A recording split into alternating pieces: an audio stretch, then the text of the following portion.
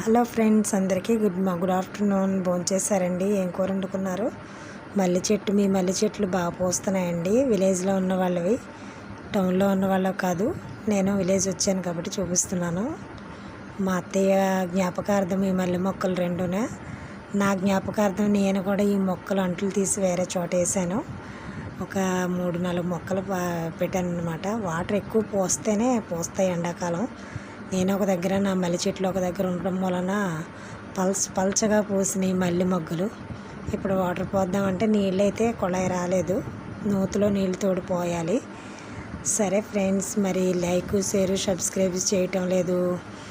మీరు కూడా విలేజ్లో ఉన్న వాళ్ళకైతే తెలుస్తుంది ఈ మొక్కల వాల్యూ. టౌన్లో ఉన్న వాళ్ళకి ఏం తెలీదు. అక్కడ మూరలు కొనుక్కొని పెట్టుకోవడం తప్ప.